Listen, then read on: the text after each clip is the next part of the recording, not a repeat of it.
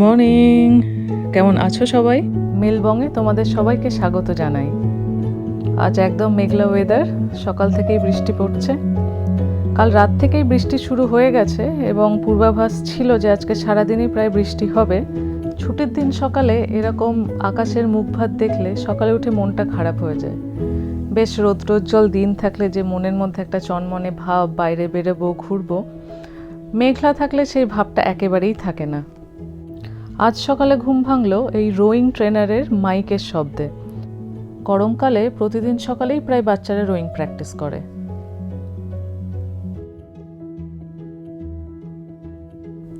বৃষ্টির এই ঠান্ডা ঠান্ডা ওয়েদারে বেরোলাম কফি খেতে। খুব ঝিরঝিরে বৃষ্টি পড়ছে। এখানকার লোকজনের মধ্যে বৃষ্টি যতই পড়ুক ছাতা নেওয়ার চল খুব একটা নেই।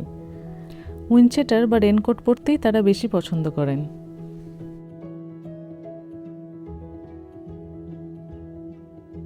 ছুটির দিনে এখানকার মানুষের মধ্যে সকালবেলা ব্রেকফাস্ট করতে বেরোনোর চলটা খুব বেশি। রাস্তার দুপাশে বিভিন্ন রকমের ব্রেকফাস্টের দোকান। শনিবারের সকালে তা সে যতই বৃষ্টি পড়ুক লোকজন বেরিয়েছেন তাদের পরিবারের সাথে ব্রেকফাস্ট করতে।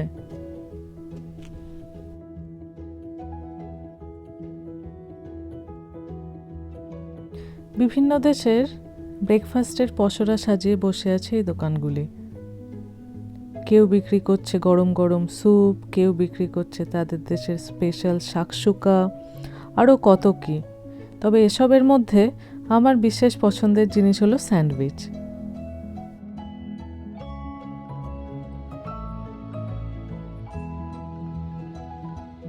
এই যে দোকানটি দেখছো, শনিবার এবং রবিবার কোনো একটি দিন সকালে এই দোকানের একটি স্যান্ডউইচ আমার চাইই চাই।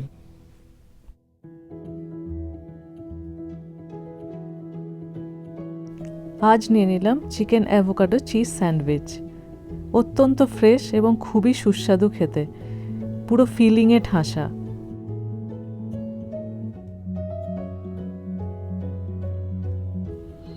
যাচ্ছি কফি খেতে। মেলবার্নের এই ছোট ছোট গলিতে এত সুন্দর সুন্দর এক একটি কফির দোকান থাকে এবং এই বিভিন্ন গলির দেওয়ালে জানি না কোন আর্টিস্ট এত সুন্দর সুন্দর ছবি আঁকে, সত্যিই খুব ভাল লাগে।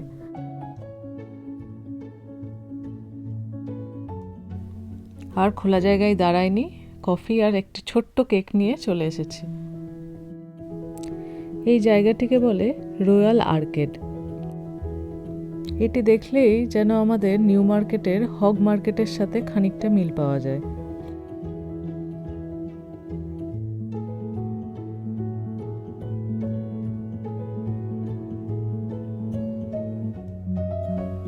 ক্রিসমাসের জন্য এই জায়গাটিকে এখন ভীষণ সুন্দর করে সাজানো হয়েছে।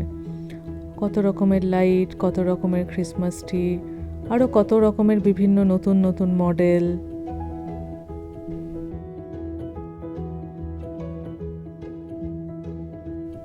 বাইরে বৃষ্টি হওয়ার জন্য এটির ভেতর এখন এত মানুষের ভিড়। এটি হলো ম্যাকারনের দোকান। এখানকার লোকেদের মধ্যে ম্যাকারন জিনিসটি ভীষণ জনপ্রিয়। আমারও খেতে যে খুব একটা খারাপ লাগে তা নয়, বেশ সুস্বাদু। এই যে একটা ভূতের মডেল। এই যে দোকানটি দেখছো, এটি ভীষণ মজার। কত রকমের পুতুল, প্রত্যেকটি পুতুলই খুব ইউনিক। বাচ্চারা এই দোকানটিতে আসতে ভীষণ ভালোবাসে।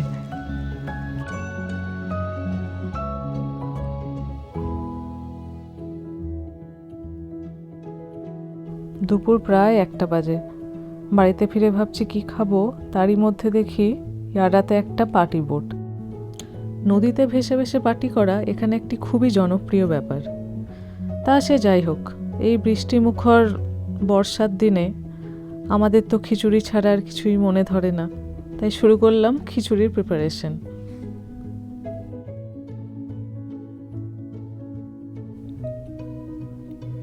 মুগ ডাল বসিয়ে দিয়েছি, সাথে আলুর দমের জন্য আলু সেদ্ধ এবং খিচুড়ি বানানোর গরম জল।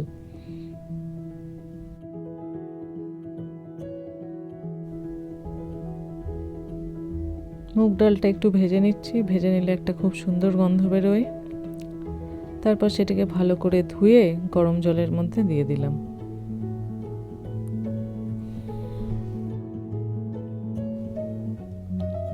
ডালটা বেশ কিছুটা সেদ্ধ হয়ে গেছে, এবার চালটা দিয়ে দিলাম। আমরা এখানে চিনি গুঁড়া চাল ব্যবহার করি, যেটা বাংলাদেশি দোকানে পাওয়া যায়। এখানে গোবিন্দভোগ চালটা ঠিক পাওয়া যায় না।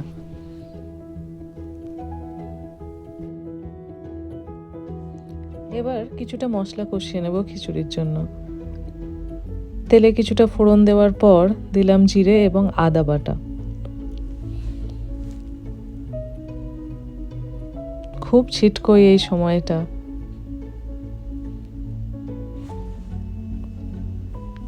আদা এবং জিরে একটু ভাজা হয়ে গেলে এরপর আসছে টমেটোর পালা।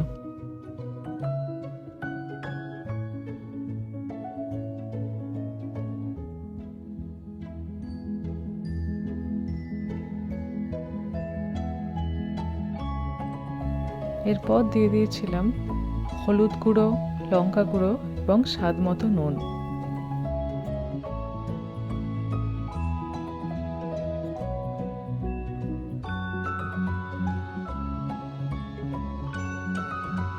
বেশ কিছুক্ষণ ভেজে নেওয়ার পর তারপর সেটি চাল এবং ডালের মধ্যে দিয়ে দিই। দেখতে তো বেশ ভালোই হয়েছে, খেতে কেমন হবে কে জানে। Lunch ready. আলুর দমও রান্না করে ফেলেছি।